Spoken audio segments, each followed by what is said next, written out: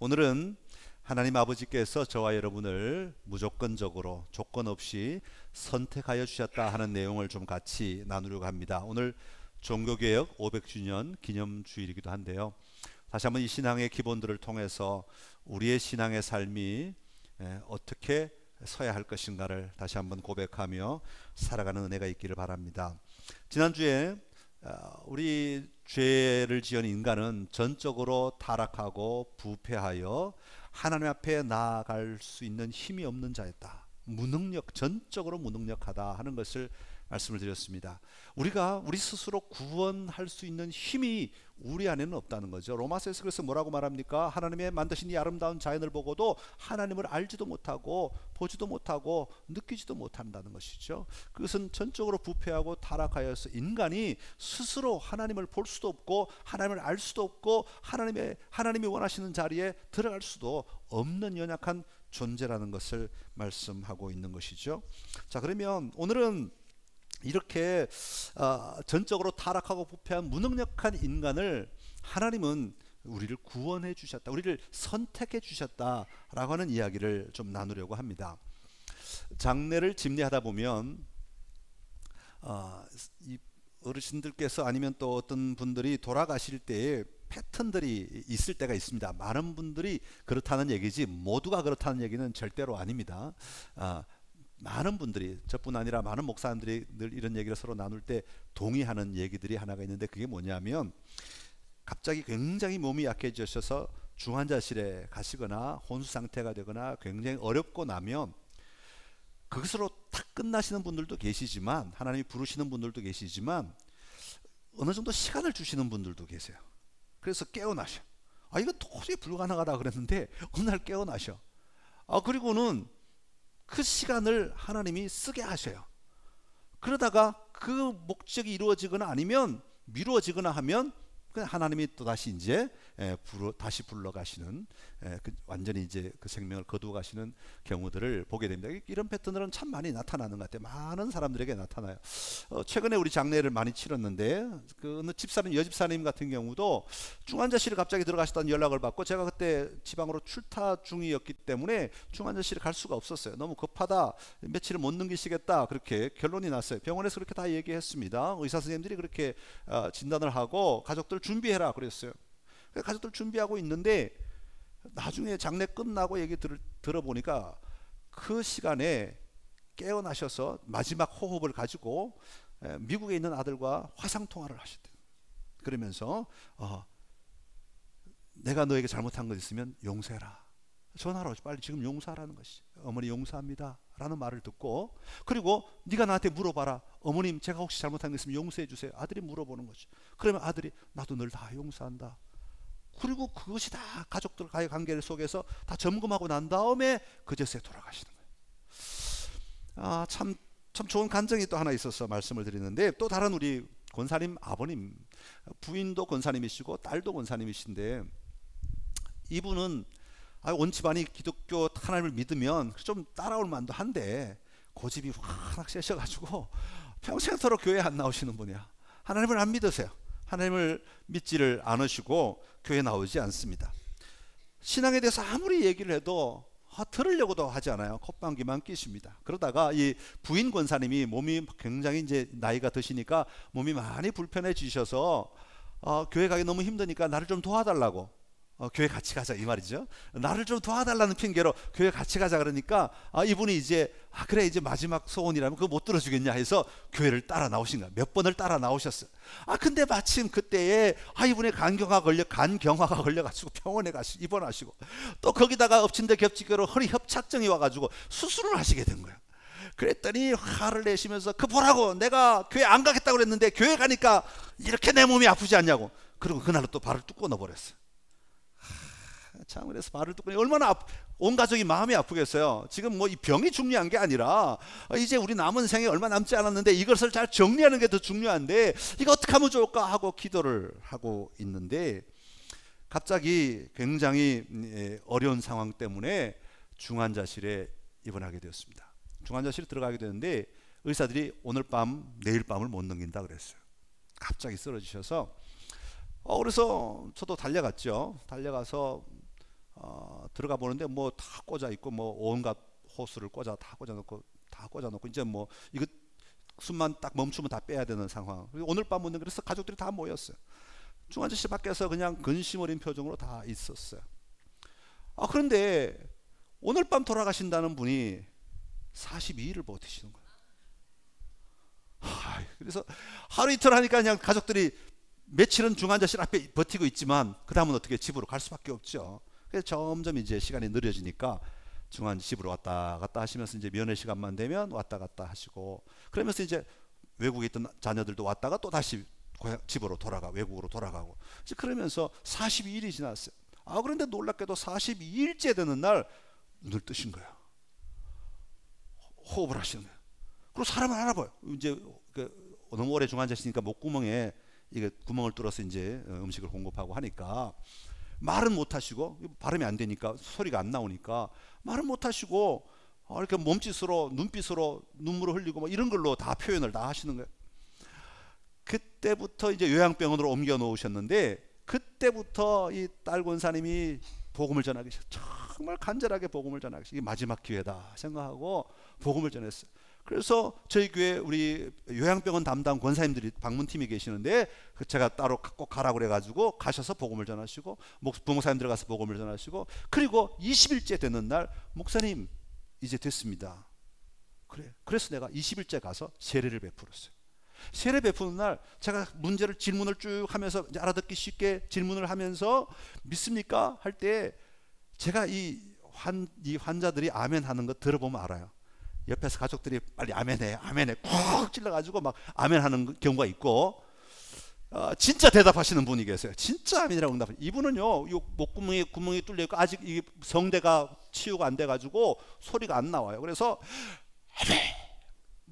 누워서 머리를 완전히 이렇게 앞으로 숙이시면서 아멘 하시는 거예요.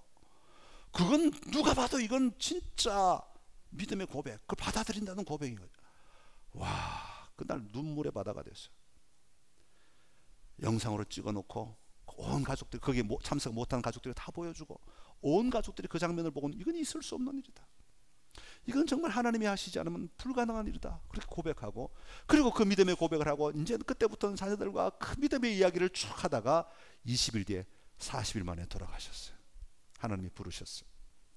제가 그 장면을 보면서 저뿐 아니라 그 가족들도 이분 정말 하나님이 선택하신 건 맞구나, 하나님이 선택하셨다가 그렇게 기회를 많이 줬건만 믿지 않다가 하나님이 그 믿음의 고백 듣고 싶으셔서 생명 연장해 주시고, 그 시간에 하나님의 말씀이 그에게 들어가 그것을 받아들이고 자기의 믿음으로 아멘할 때에 그가 구원의 기쁨을 누릴 수 있게 되었고, 그 기쁨으로 하나님 앞에 자유하며 정말 기쁨으로 내려놓고, 이런 분들은 돌아가실 때 얼굴이 달라요.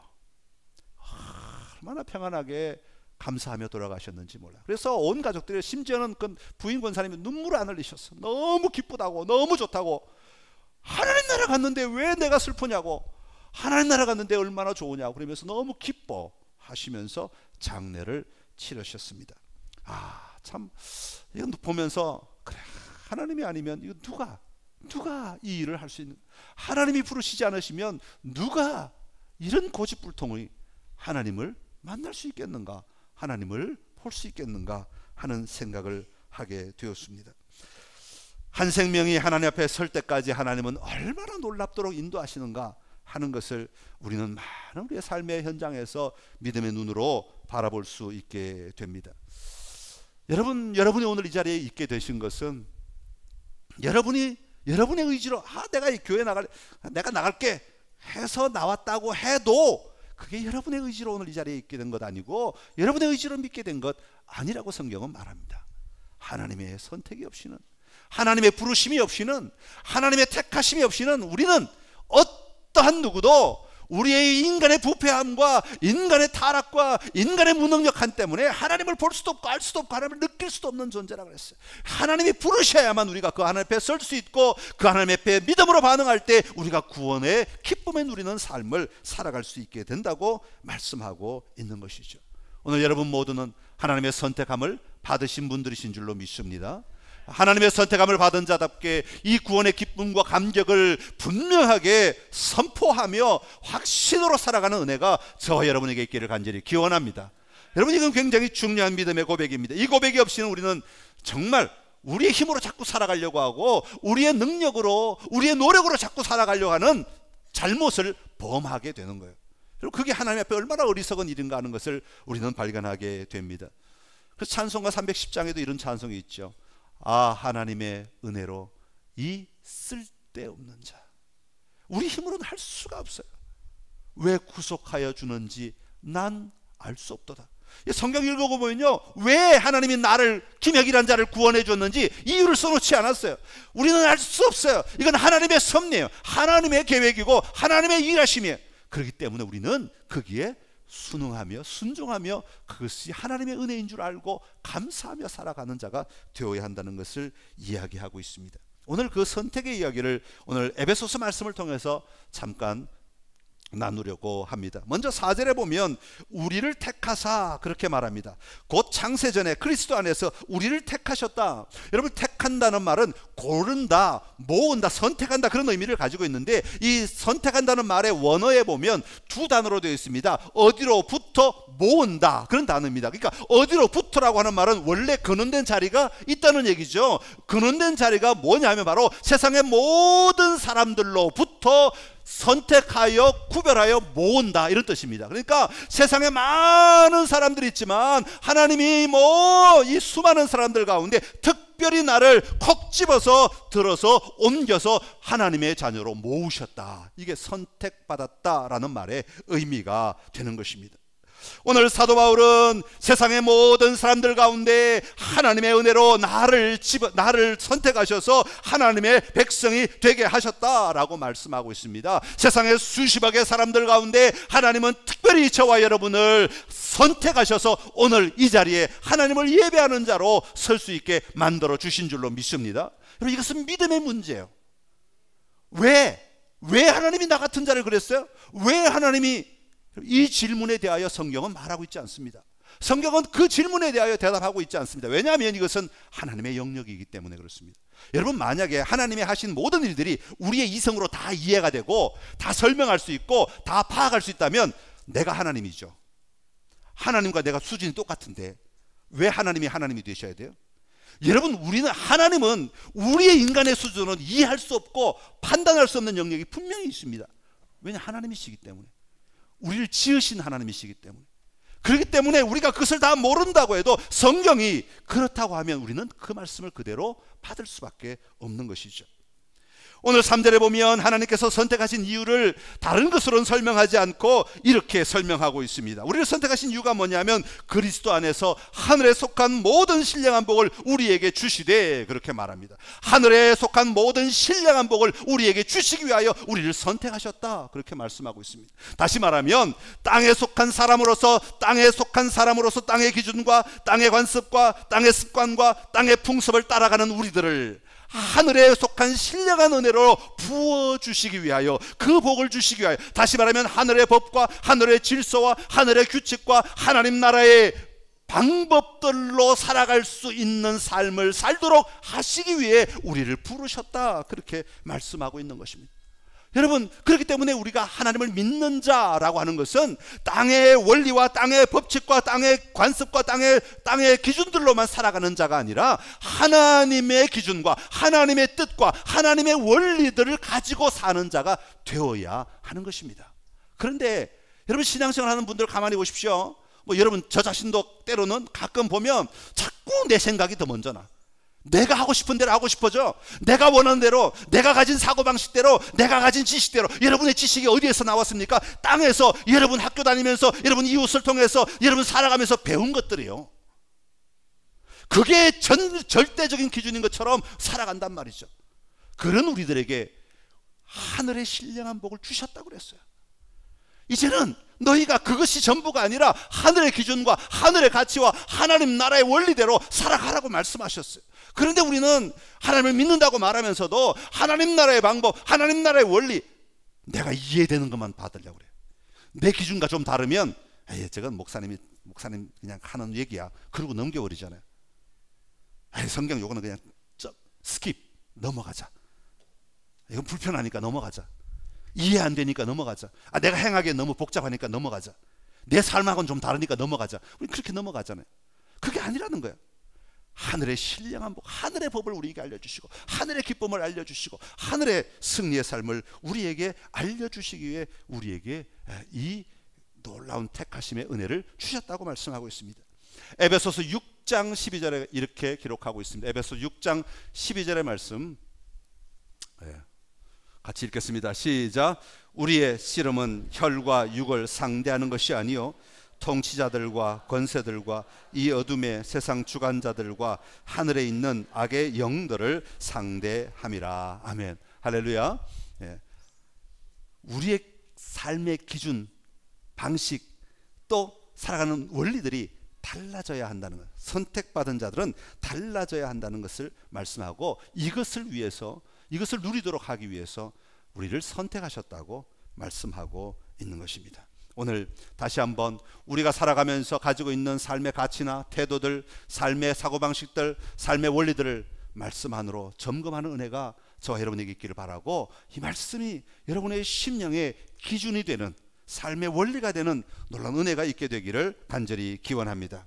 자, 그러면 선택하셨다는 말이 가지고 있는 원리들을 오늘 3절부터 6절까지 몇 가지 설명하고 있는데, 그것들을 좀 나누어 보도록 하겠습니다. 먼저 하나님이 선택하셨다고 할 때 선택하시는 분이 누구냐, 누가 우리를 선택했느냐 하는 부분입니다. 제일 먼저 뭐라고 말씀하십니까? 찬송하리로다 하나님 곧 우리 주 예수 그리스도의 아버지께서라고 말씀합니다. 그래서 우리의 선택은 하나님 아버지 성부 하나님의 역할이라고 말씀하고 있습니다. 인간은 스스로를 선택할 수가 없다는 말입니다. 인간이 선택의 자리에 들어가기 위해 어떤 노력을 한다고 해도 되는 일이 아니라, 이것은 전적으로 하나님 아버지께서 하시는 일이다. 하나님 아버지께서 선택하신다, 그렇게 말씀하고 있습니다. 복 주시는 주체가 하나님이시고, 우리를 선택하시는 주체가 하나님이시고, 우리의 삶을 주권적으로 다스리시는 주체가 바로 성부 하나님이시라고 말씀하고 있습니다. 디모데후서 1장 9절의 말씀인데요, 같이 읽겠습니다. 하나님이 우리를 구원하사 거룩하신 소명으로 부르심은 우리의 행위대로 하심이 아니요 오직 자기의 뜻과 영원 전부터 그리스도 예수 안에서 우리에게 주신 은혜대로 하심이라. 아멘. 할렐루야. 하나님 아버지께서 전적으로 하신 일이다 라고 말씀합니다. 오늘 여러분이 구원받은 것은, 오늘 여러분이 이 자리에 예배 드릴 수 있는 것은, 오늘 여러분이 하나님의 자녀라고 고백할 수 있는 것은 누가 정하신 일이에요? 하나님 아버지께서 정하신 일. 여러분이 정한 일이 아니에요. 여러분의 가족들이 정해준 게 아니에요. 하나님이 정하신 일이다, 그렇게 말씀합니다. 또 하나 이 선택에서 중요한 것은, 이 선택은 무조건적이고 일방적인 것이다, 그런 의미를 가지고 있습니다. 흔히들 옆 사람을 보면서 이 사람이 어떻게 구원받았어, 이 사람이 어떻게 하나님의 사람이야, 남편을 가끔 보면서 그런 사람들 있죠. 어이구, 이 양반이 어떻게 구원받았어. 그런데요, 그건 우리의 기준으로 볼 때 그러는 거예요. 우리의 기준으로, 인간의 기준으로 볼 때. 근데 하나님은 그런 기준이 우리의 생각으로 판단할 수 없다는 거예요. 하나님의 기준은 우리하고 다르다는 것이죠. 그래서 무조건적이라고 말하는 겁니다. 일방적이라고 말하는 것이죠. 사람은 선택할 때 어떤 장점이나 자기가 기준 안에서 어떤 원하는 것이나 어떤 특징들이나 어떤 기능들을 보고 우리가 사람을 선택하지만, 하나님은 하나님의 조건이, 그렇게 선택하는 하나님의 조건이 뭐라고 하는 것을 성경은 말하고 있잖아. 그래서 하나님의 무조건적인 선택, 일방적인 선택이라고 그렇게 이야기하고 있는 것입니다. 하나님은 그 선택의 기준과 이유를 한 번도 성경에 말씀하신 적이 없습니다. 왜 이 사람을 선택했는지 우리는 알 수 없어요. 그러나 하나님의 기준에는 맞다 이 얘기입니다. 내 기준에는 틀린 것 같아도, 아이고, 이 사람 이게 도대체 어떻게 구원받은 사람이야 라고 말할지 몰라도, 하나님의 기준에서는 이 사람을 하나님이 선택하셨다는 것이죠. 하나님만이 알고 계시는 하나님의 영역이라는 것입니다. 그래서 4절에 보면 그리스도 안에서, 그리고 5절에 보면 그 기쁘신 뜻대로 우리를 예정하사, 그렇게 말합니다. 이 그 기쁘신 뜻대로라는 것은 그 사람을 부름으로 선택함으로 말미암아 기쁜 일이 생긴다 그런 뜻이 아니라 하나님의 자리가 기쁘신 자리란 말이죠. 하나님이 선택하실 때 하나님이 계셨던 그 자리가 기쁘신 자리야. 하나님이 사람을 지으시고 하나님의 형상대로 사람을 지으시고 하나님이 뭐라고 말씀하셨습니까? 사람을 보시기에 좋았더라. 하나님의 기뻐하시는 뜻 안에서 하나님이 지금 여러분을 선택하실 때 째려보시면서 내 기준에 부합하나 안 하나 조건을 따져가시면서 그렇게 선택하시는 것이 아니라 하나님이 기뻐하시면서 하나님이 즐거워하시면서 하나님이 너무너무 행복해 하시면서 하나님이 너무너무 만족하시는 그 상태에서 그래 너 들어와라. 그래 내가 너를 선택한다. 그래 내가 너를 선택한다. 여러분 이건요 얼마나 놀라운 소식인지 몰라요. 하나님의 기쁘신 뜻 안에서 이루어진 일, 오늘 저와 여러분을 선택했다는 이것은 얼마나 놀라운 일인지 모릅니다. 하나님께서 저 사람은 안 되겠는데 고개 절레절레 흔들다가 또 마누라 교회 다니는 마누라 치마 따라 붙들고 매달리고 있으니까 그래 그럼 깍두기라도 들어와라 그러고 선택해 준 사람 아무도 없다는 것이죠. 억지로 하나님이 선택해 주신 사람 아무도 없다는 거예요. 하나님의 기뻐하심 안에서 하나님의 즐거워하심 안에서 저의 이름이 들어있고 여러분의 이름이 들어있다고 하는 것이죠. 얼마나 놀라운 일입니까? 하나님이 즐거워하시고 기뻐하시는데 제 얼굴이 떠올랐다는 거예요. 감사하죠. 놀랍지 않아요? 하나님이 즐거워하시면서 지내시는데 여러분 얼굴이 떠올랐다는 거예요. 그래서 내가 이 사람을 선택해야지 하고 선택하셨다는 거죠. 우리의 방식으로 보면 여러분 이 분명한 하나님의 선택 받은 자로 누리며 살아가시기를 간절히 기원합니다. 또 하나 이 선택을 이야기할 때 빼놓을 수 없는 게 뭐냐면 하나님은 선택하실 때 모든 사람을 다 선택하지 않으셨다는 겁니다. 일부만 원하시는 만큼 선택하셨다고 말씀하고 있습니다. 그래서 선택받은 숫자와 범위는 제한적이다 그렇게 말할 수 있습니다. 이것도 왜 그렇게 하셨습니까? 이것도 하나님의 주권에 해당되는 것이죠. 로마서 9장에 보면 하나님께서 야곱은 선택하시고 에서는 버리셨다는 겁니다. 아니 에서가 더 억울하지 않습니까? 동생한테 치여가지고 말이야 억울한 삶을 살았는데 그거 더 불쌍하지 않습니까? 그건 우리의 생각이고 하나님이 야곱을 선택하시고 에서를 선택하지 않으셨다는 거예요. 아모스 4장에 보면 여기는 하나님이 비를 내리시고 저기는 비를 안 내리신다는 거죠. 그럼 하나님 왜 여기도 식물인데 왜 비 안 주십니까? 그때 비 안 주시는 건 하나님의 주권이라는 것입니다. 하나님의 주권, 하나님의 절대적인 주권이라고 말하죠. 사도 바울이 복음을 전할 때 아시아로 막 들어가려고 하는데 꿈에 하나님께서 거기 가지 마라 그랬어요. 아니 왜 이 사람들은 지금 당장 복음을 들으면 안 됩니까? 여기가 더 급하다. 그건 하나님의 주권이라는 것이죠. 하나님의 계획하심을 하나님의 인도하심이라는 것이죠. 요한계시록 13장 8절에 이렇게 말합니다. 우리 13장 8절 같이 읽습니다.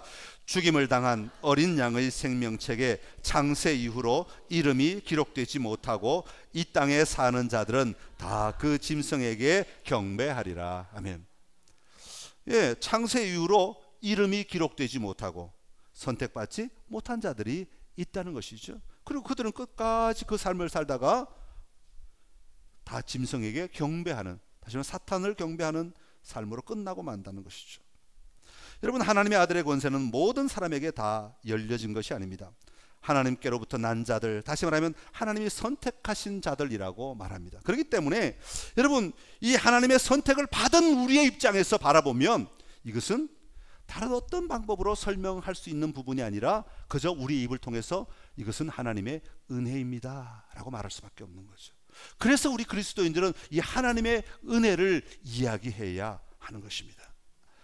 내가 뭔가 좀 잘 되고 내가 뭔가 좀 내가 원하는 것이 얻어지면 이게 하나님의 은혜입니다 그렇게 말하는 것이 아니라 근원적으로 하나님의 조건, 하나님의 그 방법, 하나님의 뜻, 우리가 알 수 없지만 나를 구원해 주신, 나를 선택해 주신 그 자체가 바로 은혜였다고 하는 것을 고백할 수 있어야 한다는 것입니다. 제가 한 25년 전에 중국을 통해서 백두산을 가본 적이 있습니다. 장백산이라고 하죠. 북한, 중국 쪽에서는. 장백산 올라갈 때 많은 사람들이 그때도 이런 얘기를 했습니다. 지금도 뭐 그러지만 1년에 한 17일 정도 맑은 백두산 천지를 볼 수 있다. 그래서 중국 현지에 사는 사람들도 그토록 많은 백두산을 보기를 원해서 일기예보를 보고 올라가지만 실제로 한 번도 못 본 사람도 있답니다. 맑은 백두산을. 제가 올라가려고 한 친구랑 둘이서 이제 신학교 때 올라가는데 막 중간에 차도 교통사고도 나오고 백성 올라가다가 진짜 죽을 뻔도 하고 막 이렇게 하다가 억지로 올라갔어요. 중간 마을에 올라가서 잠을 자는데 밤에 얼마나 비가 오는지, 야, 여기까지 올라왔는데, 이 먼 길을 왔는데 백두산 천지 못 보고 고생하다가 내려가겠구나 하고 아침을 맞았어요. 아침 맞았더니 비가 오다가 아침이 거쳤어요. 땅에 전부 다 물이 다 젖어 있고, 그래서 올라갈까 말까 하다가 그래도 여기까지 왔는데 가자, 조금만 더 가면 되니까 가자 해서 버스를 타고 좀 더 가서 이제 걸어서 장백폭포를 옆을 끼고 올라가는 거예요. 예전에는, 지금은 길이 참 영상 보니까 많이 좋아졌던데 옛날에는 거의 뭐 산을 기다시피 해서 올라갔어요. 길이 좁은 데다가 거의 누워서 이렇게 엎드려서 이렇게 기다시피 올라간 구역들이 많았어요. 올라가서 고생하면서 올라갔어요. 한여름에 7월 달에 올라갔는데, 탁 올라갔는데 이제 장백폭포로 내려오는 물줄기가 쭉 연결되다가 천지가 나오는데, 어떨까 하고 쭉 기대하는 마음으로 쭉 가는데 얼마나 맑은지, 얼마나 날씨가 좋은지, 제가 이쪽 중국 쪽 그 백두산 끝에 서 있는데 반대편 북한 쪽 백두산 끝이 보이는 거야. 이 천지 물이 다 보일 뿐 아니라 건너편 산이 보이는 거예요. 굉장히 멀어요. 뭐 그땐 눈이 훨씬 좋았기도 했지만, 그 북한에 북한 병사 한 10대 명이 깃발을 들고 걸어가는 것도 봤어요, 제가. 그러니까 얼마나 맑았냐 이 말이죠. 지금 뭐 누가 봤냐 안 봤냐 그게 중요한 게 아니라 얼마나 날씨가 좋았냐, 1년에 며칠 안 좋다는 그 날씨를 봤다 이 말이죠. 그러면 제가 뭐라고 그래야 되냐 말이에요. 그때 운이 좋아서 내가 이 태기를 잘해가지고, 이거요? 그때 할 수 있는 말은 딱 하나밖에 없어요. 야, 이게 은혜다, 은혜. 하나님이 은혜를 베풀어 주셔서 보게 하셨다. 하나님이 보게 안 하시면 이 그렇게 과학적으로 보려고 사람들이 조사하고 올라가도 못 보는 이 천지를 저 건너편까지 다 보고 내려온다는 건, 이건 진짜 은혜 아니고 뭐겠느냐라는 거죠. 여러분, 하나님이 우리를 선택하시고 우리를 불러주시고 우리를 하나님의 자녀가 될 수 있도록 길을 열어주신 것은, 이건 다른 말로 표현할 수 있는 것이 아니라 바로 하나님의 은혜라고 하는 고백이 있어야 한다는 것이죠. 내 의가 아니라, 내 노력이 아니라, 내 능력이 아니라, 내 백그라운드가 아니라, 내 지위가 아니라, 우리 집안이 아니라, 이건 철저하게 하나님의 은혜가 아니면 안 된다는 것이죠. 여러분, 우리 그리스도는 바로 이 은혜로 살아가는 자가 되어야 하는 겁니다. 그래서 매일의 삶을 통하여서 나를 부르신 것 자체가 은혜입니다. 내가 오늘 이 복된 삶을 살아갈 수 있는 것, 하늘의 신령한 복을 누리며 그 하나님의 관점에서 이 땅을 바라보며 살아갈 수 있는 것 자체가 은혜입니다라고 고백하며 살아가야 하는 것입니다. 오늘 여러분의 입술에 고백되어질 찬양은 어떤 것입니까? 은혜 아니면 아무것도 할 수 없습니다. 은혜 아니면 살아갈 수 없네. 호흡마저도 다 주의 것이니 세상 평안과 위로 내게 없어도 오직 예수뿐이네. 은혜를 고백하며 살아가는 여러분 되시기를 간절히 기원합니다. 우리는 자꾸 오늘 내가 뭘 잡았느냐, 오늘 내가 뭘 얻었느냐, 오늘 내가 원하는 것이 뭔가 이루어졌느냐, 이걸 가지고 은혜를 판단하는데, 그것보다 우리의 근원된 삶의 자리에 죽을 수밖에 없는 우리들, 정말 부패하고 썩어질 수밖에 없는 우리들, 무능력한 우리들을 선택하신 것 자체가 은혜라는 것을 잊지 않고 살아갈 때, 우리는 하나님의 백성으로서 온전한, 다시 말하면 구원받은 자로서 온전한, 거듭난 자로서 온전한 태도를 가지고 이 땅을 살아갈 수 있게 될 것입니다. 그런 삶으로 승리하시기를 간절히 기원합니다. 기도하겠습니다. 하나님 아버지, 하나님의 은혜가 아니고는 우리의 삶이 오늘 이 자리에 설 수 없음을 고백합니다. 그 은혜를 누리게 하여 주옵시고, 고백하게 하여 주옵시고, 전하게 하여 주옵소서. 내가 이 은혜를 나눌 때 또 다른 사람이 믿음의 자리에 들어가 하나님의 선택을 누리는, 하나님의 선택하심의 아름다움을 고백하는 자리로 나아가게 될 줄로 믿습니다. 날마다 이 삶을 살아내게 하시고 거듭난 자답게 하나님의 뜻을 이루며 살아가게 하여 주시옵소서. 예수님의 이름으로 기도드립니다. 아멘.